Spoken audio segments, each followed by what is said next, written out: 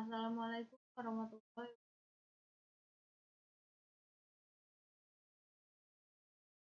wabarakatuh.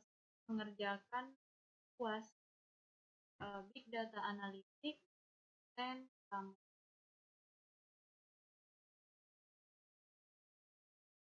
Jadi saya ingin mengerjakan part 1, menjawab part 1. Jelaskan perbedaan antara kolaboratif dengan matriks faktor. Di sini seorang pengguna mengekspresikan preferensinya dengan item set, misalnya buku, film, atau rekaman hitam. Peringkat ini dapat dilihat sebagai representasi perasaan minatnya dalam domain. Sistem mencocokkan peringkat pengguna ini dengan pengguna lain dan orang yang saling. Dengan pengguna serupa, sistem merekomendasikan item yang dinilai tinggi oleh pengguna serupa tetapi belum dinilai. Mungkin tidak adanya peringkat sering dianggap sebagai ketidaktahuan. Lanjut ke matriks factorization, itu merupakan salah satu metode untuk memfaktorkan sebuah matriks besar menjadi yang lebih kecil, mewakili matriks original. Lanjut ke nomor 2, jelaskan perbedaan antara Euclidean dan Pearson correlation coefficient. Yang pertama, Euclidean distance. Ini panjang segmen garis antara dua titik. Nah, ini dapat dihitung dari koordinat Kartesian dari titik menggunakan teorem Pythagoras. Oleh karena itu, kadang-kadang jarak Pythagoras. Salah satu keuntungan dari MD adalah cepat dalam. Di sini ada tabel contoh dari buku Snodgrass dan Dragonstadt. Saya screenshot dari modul yang pernah dipelajari. Di sini orang-orang ini ada Jim, Bill, dan nah, untuk rumus Euclidean distance sendiri ini ada akar dari X1 dikurang X2 kuadrat ditambah Y1 dikurang Y2 kuadrat Y2 kuadrat. X ini X dan Y ini adalah itemnya, lalu 1 dan 2 yang ada di X ini itu adalah usernya. Euclidean distance menggunakan metode straight line, menggunakan yang tadi sudah saya beritahu di atas. Jadi di sini sebenarnya rumusnya tidak beda jauh dengan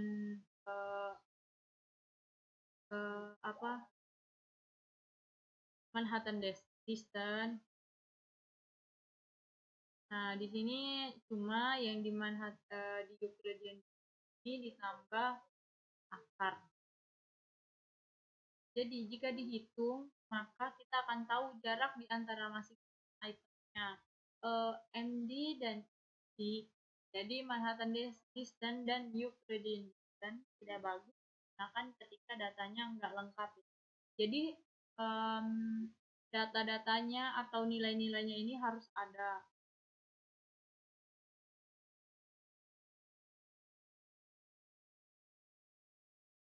Lanjut ke Pearson correlation coefficient. Jadi Pearson correlation coefficient ini salah satu cara untuk mengatasi masalah dengan menggunakan Pearson correlation coefficient. Sama gagasan umum. Perhatikan data berikut ya. Di sini ada Clara dan Robert. Di sini ada itemnya itu Blues Traveler, Nora, Phoenix, The Snow, The Stroker, dan Wade. Di sini kita beri contoh si Clara dan Robert. Nah, di sini si Clara memberikan nilai paling kecil ini 4 dan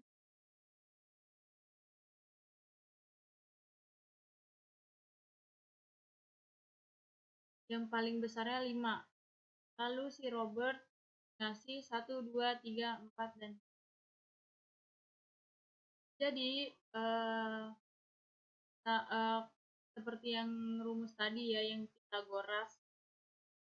Di sini si Clara memberikan nilai 4 dan Robert memberi nilai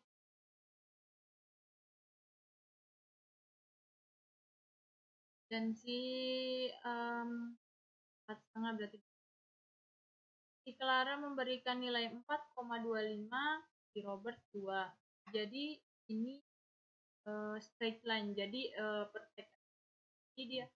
dia ini grade inflation. Jadi naiknya itu teratur. Ada hubungannya. Relasinya juga kuat. Jadi makin ke atas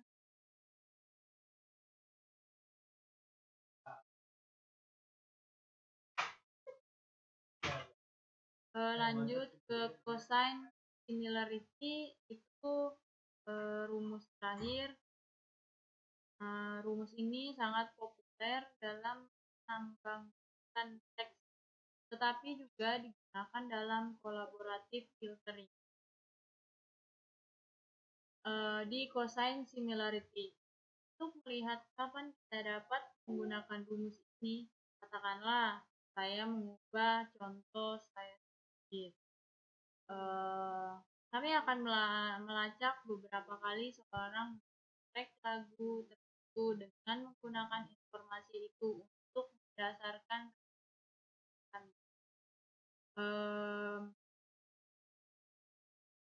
di sini contohnya ada si N, Ben, dan Sally. Si N memutar lagu 10 kali di Decemberis The Decemberis The Is Dead. Si N ngasih dia playing itu memutar lagunya 10 kali, band 5 kali. Nah, jadi di sini yang kita lihat ini seberapa miripnya yang terdekatnya ini siapa. Jadi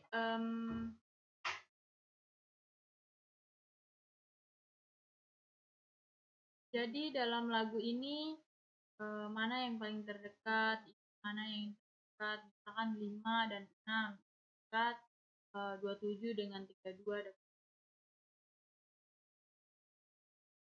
Lanjut ke nomor 3, implicit rating dan implicit rating merupakan sebuah data di mana biasanya kita dapatkan dari transaksi sebuah user. Misalnya, untuk peringkat implicit kita tidak dapat meminta pengguna untuk memberikan peringkat apapun. Kami hanya mengamati perilaku kita. Contohnya adalah melacak apa yang diklik pengguna di online. Jika pengguna mengklik artikel cara cepat menurunkan berat badan, mungkin dia ingin menurunkan berat badan. Lanjut ke eksplisit, itu contohnya adalah melacak apa yang diklik. Salah satu contohnya adalah rating jempol di atas dan jempol ke bawah pada terus di sini juga ada masalah pada explicit rating. Di sini salah satunya ini orang malas dan tidak menilai item. Ada beberapa yang tidak mengerti atau masalah dua, orang mungkin berbohong atau hanya memberikan bagian. Masalah yang ketiga adalah orang tidak memperbarui peringkat.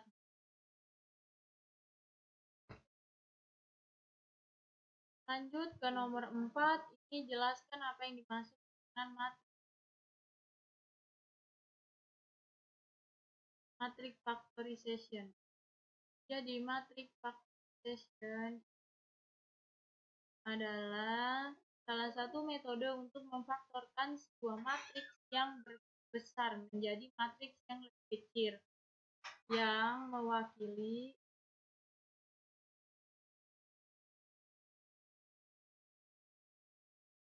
matriks original. Nah, di sini ada user dan item. Di bawahnya rating matrix. Nah, di sini ada user matrix dikali dengan item matrix. Lanjut, jelaskan apa yang dimaksud algoritma alternatif. Di sini ALS merupakan sebuah optimasi mana pada setiap. Jadi kita mencoba mendekati dan makin mendekati kepada faktor yang merepresentasikan data original atau biasa dikenal dengan sebagai metode kuadrat. Dalam proses kita harus mencari dua buah matriks, yaitu yang pertama itu matriks user kali faktor. Dengan ukuran matriks banyak user dikali banyak faktor. Yang kedua itu matriks item kali faktor. Dengan ukuran matriks banyaknya item dikali dengan banyaknya faktor. Sekian dari part 1, part 2 dilanjutkan dengan Saudara Ilham Juliansah. Dilanjutkan dengan part 2, kami akan mereview jurnal tentang implementasi Hadop dan Spark untuk analisis penyebaran demam berdarah dengue DBD berdasarkan data Twitter, referensi dari Irfan Rizik Prawaswara dan Ragil Saputra, Departemen Ilmu Komputer Informatika, Fakultas Sains dan Matematika, Universitas Diponegoro, Irfan Baswara @gmail.com, Ragil Saputra @live_udim.ac. Nama Ilham Juliansah dari SIBI Pagi 18 dan Iya, saudara. 18 pagi. Dilanjutkan dengan Big Data merupakan sumber data yang memiliki volume yang besar, variasi yang banyak, dan aliran data yang sangat cepat. Contoh Big Data antara lain data dari media sosial dan query pencarian Google. Data tersebut mampu melacak aktivitas penyakit dan data yang ada tersedia setiap saat. Pengolahan Big Data bukanlah suatu hal yang mudah, sehingga diperlukan suatu tools yang dapat membantu proses pengolahan terhadap Big Data. Salah satu tools tersebut dalam Hadop.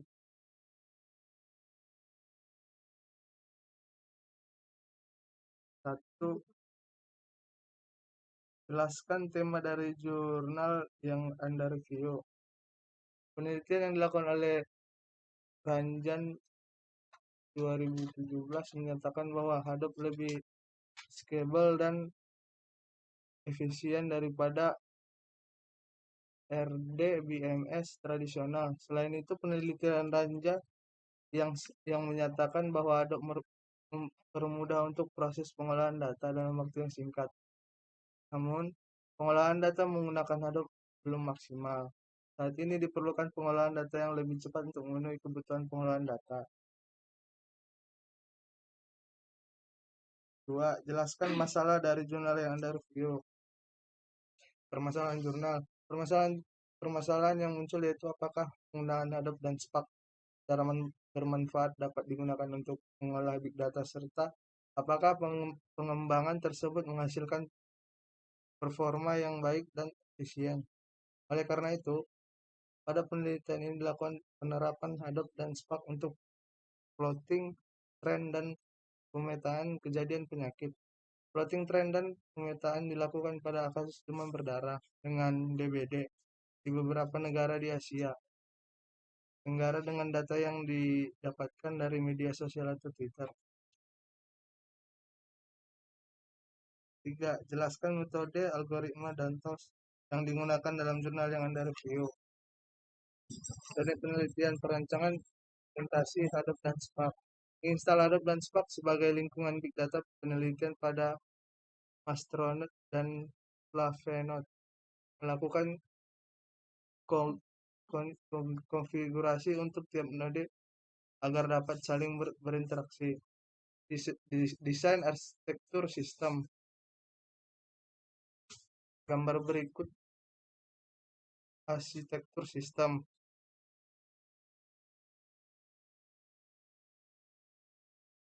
Dari penelitian, pengumpulan dan penyimpanan data Twitter, data media sosial Twitter, get all 20 tweet, mengumpulkan data Twitter, penyimpanan data Twitter di HDFS, pengolahan data Twitter, proses plotting tren dan pemetaan kejadian BDB berdasarkan data Twitter dimulai dengan mengambil data Twitter dari HDFS.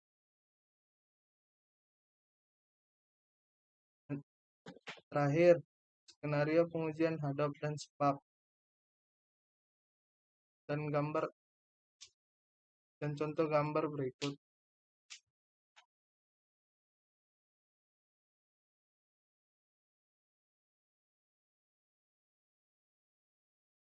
Selanjutnya akan dilanjutkan hasil pembahasan investasi oleh Ardias. Selanjutnya ada hasil dan pembahasan. Di sini ada implementasi sistem. Nah, di sini ada implementasi perangkat keras. Jadi, sistem yang dibangun pada penelitian ini menggunakan dua perangkat keras sebagai master node dan slave node. Spesifikasi perangkat keras yang digunakan pada penelitian ini dilihat pada tabel 2. Nah, pada tabel 2 ini menggunakan aspek teknologi master node dan slave node. Selanjutnya, di implementasi perangkat keras itu kedua perangkat saling terhubung pada klaster multinode pada satu jaringan internet yang sama. Dengan konfigurasi perangkat dapat dilihat pada tabel 3. Nah, di sini tabel 3 menggunakan klaster multinode. Di sini ada tabelnya, ada aspek teknologi, master, dan slave atau worker. Selanjutnya, perangkat lunak yang digunakan pada penelitian ini adalah Hadoop versi 3.1.2 dan Spark versi 2.4.0. Instalasi Hadoop dan Spark dilakukan di atas sistem Ubuntu versi 18.0.4. Jadi hasil tren dan peta persebaran DBD. Data Twitter yang berhasil dikumpulkan berjumlah 4.056.690 tweet. Tren dan peta persebaran DBD berdasarkan data Twitter dibandingkan dengan data asli yang didapatkan dari WHO. Grafik perbandingan data Twitter dengan data real di Asia Tenggara Barat dilihat pada gambar 3. Nah, di sini ada gambar 3 mulai dari tahun 2010 hingga 2017. Gambar 3 menggambarkan perubahan tren yang terjadi pada data Twitter untuk masing-masing negara di Asia Tenggara. Memiliki kecenderungan perubahan yang sama dengan data asli kejadian DBD yang diperoleh dari WHO, meskipun jumlahnya tidak sama. Pada gambar 3, ini ada perbandingan tren data Twitter dengan data WHO. Keselarasan antara data Twitter dengan data kejadian DBD dari WHO juga ditunjukkan pada peta persebaran DBD berdasarkan data Twitter yang dihasilkan pada penelitian ini. Peta persebaran kejadian DBD berdasarkan data Twitter dan data kejadian DBD dari WHO secara berturut-turut dilihat pada gambar 4. Di sini ada persebaran peta DBD dari data Twitter pada tahun 2017 ya. Nah, di sini nomor 4-nya kesimpulan dari jurnal yang kita ambil. Jadi plotting trend data Twitter menunjukkan hasil yang baik ketika dibandingkan dengan data real yang diperoleh dari WHO. Performa terbaik yang didapatkan pada penggunaan head-up dan spark untuk plotting dan pemetaan kejadian DBD berdasarkan data Twitter pada penelitian ini adalah dengan waktu eksekusi 5,3 menit.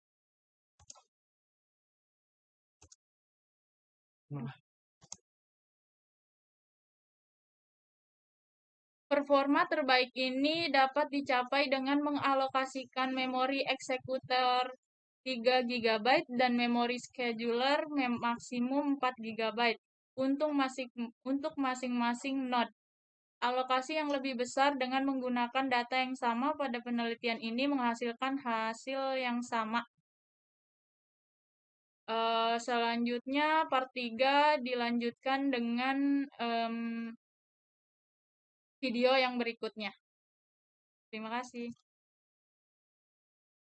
Untuk soal part 3, di sini kita disuruh untuk download file rating.csv dari Kaggle ya. Jadi pertama kita import library yang diperlukan. Gunakan library PySpark untuk mengerjakan UAS. Jadi di sini kita langsung masuk ke, karena kita menggunakan Docker, kita langsung running yang ini aja.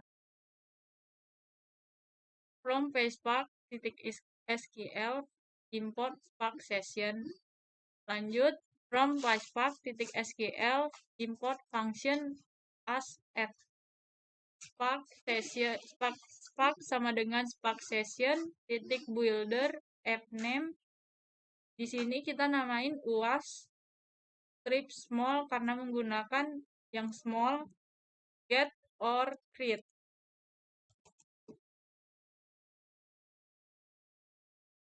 Jadi di sini langsung kita nomor 1 di running aja. Sudah running, lanjut ke nomor 2, read file CSV yang sudah ditentukan. Jelaskan parameter apa saja yang digunakan. Nah, di sini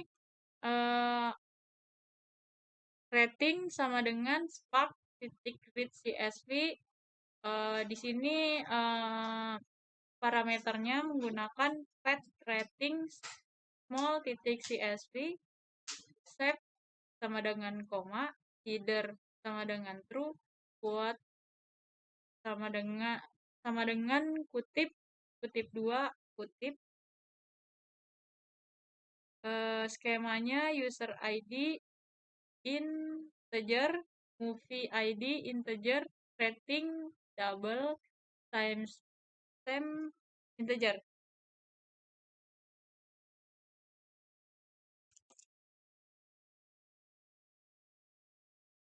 Di sini yang kita gunakan timestamp.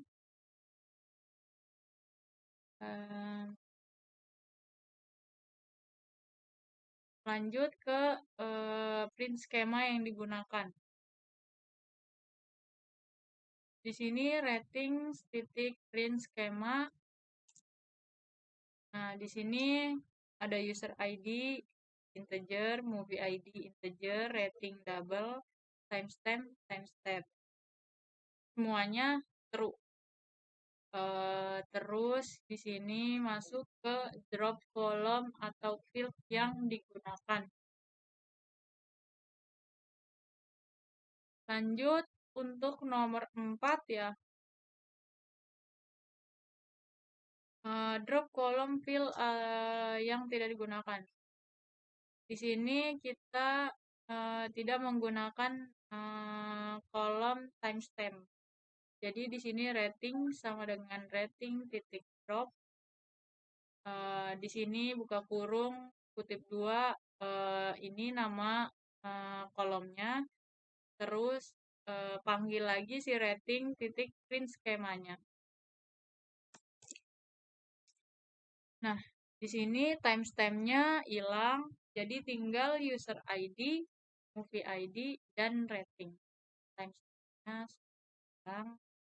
Lanjut ke nomor 5, gunakan algoritma alternating least square atau ALS untuk mencari matrix factorization. Di sini kita pakai script from PySpark.ml recommendation port ALS from PySpark.ml evaluation import regression evaluation.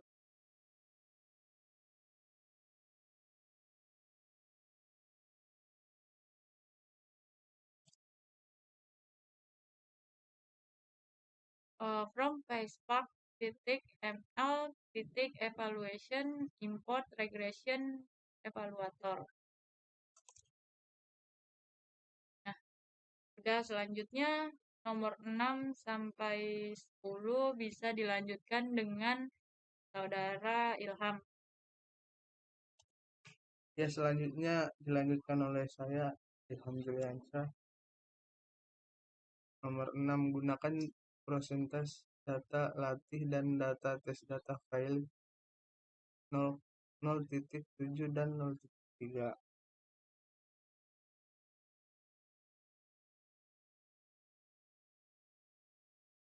ALS sama dengan ALS, user call sama dengan user ID, item call sama dengan movie ID, rating call sama dengan rating.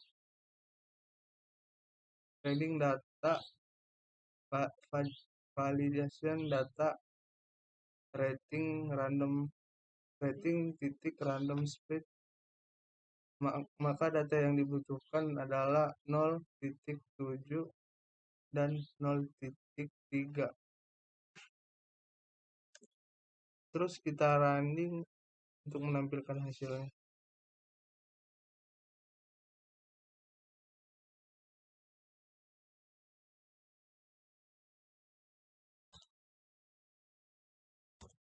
Dan hasilnya sudah muncul,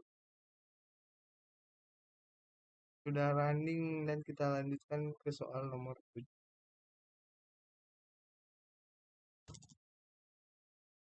Gunakan regeneration evaluator untuk mencari nilai RMSE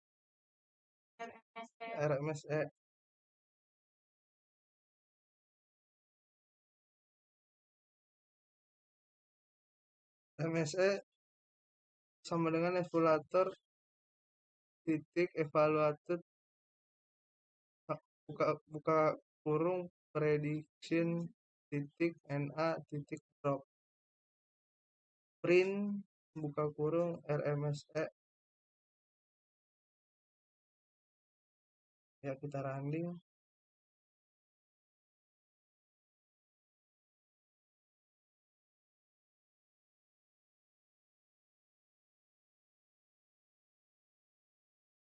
Nah, hasilnya keluar 0.93304178 dan sekian. Dilanjutkan nomor 8. Gunakan cross validator dan frame grid builder untuk melakukan tune up dan mencari parameter dan hypermeter terbaik. Anda harus menggunakan 3 nilai rank yang berbeda, 2 nilai maxiter yang berbeda, dan 3 nilai breakframe yang berbeda.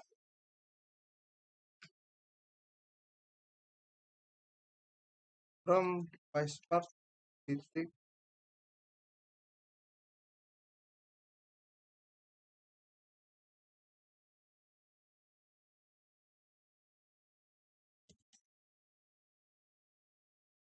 dan kita lanjut nomor 8 from PySpark titik ml tuning import cross validator, frame grid builder. Parameter grid sama dengan from grid builder, add grid ALS rank, 1,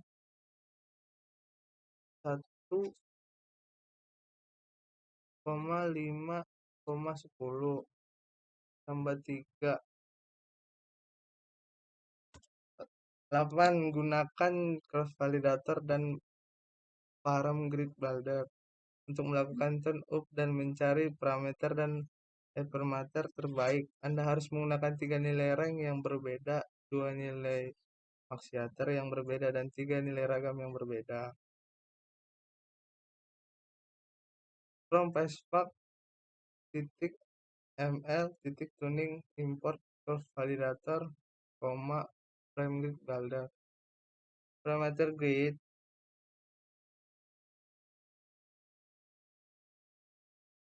rank, add grid rank-nya adalah 1, 5, dan 10. Add grid maxiatornya adalah 5 dan 10. Add grid rect paramnya adalah 0,05 dan 01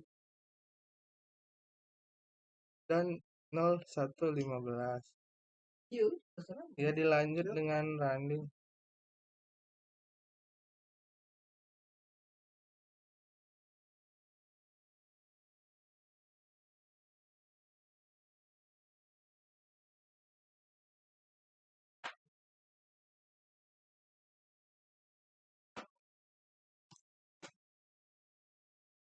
Ya, kita lanjut nomor 9. Tunjukkan nilai RMSE dari settingan nomor 8.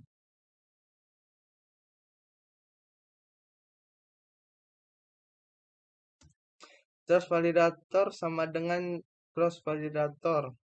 Buka kurung, estimator sama dengan ALS, estimator maps sama dengan parameter grid atau evaluator sama dengan evaluator. Num volt sama dengan 5. Jadi right.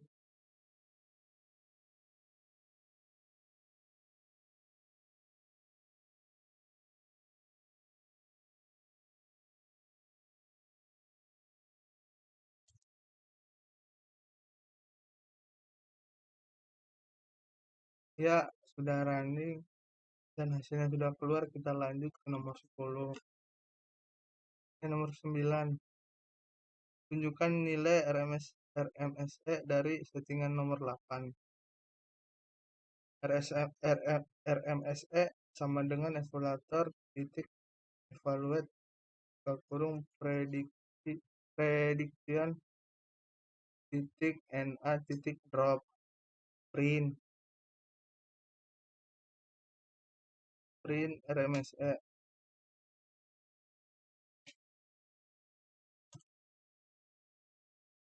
Ya, mari kita coba running.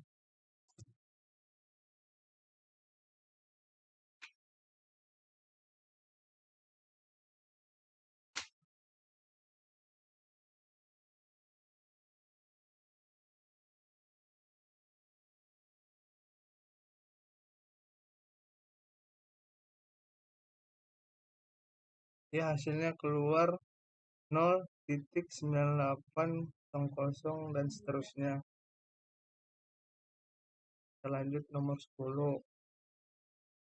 Tunjukkan nilai user faktor dan item faktor yang didapat dan jelaskan. Model 1 titik user faktor model titik user faktor titik show dan hasilnya keluar 10 data pertama. Dan kita lanjut ke item faktor. Modal titik item faktor titik show dan 10 data telah muncul.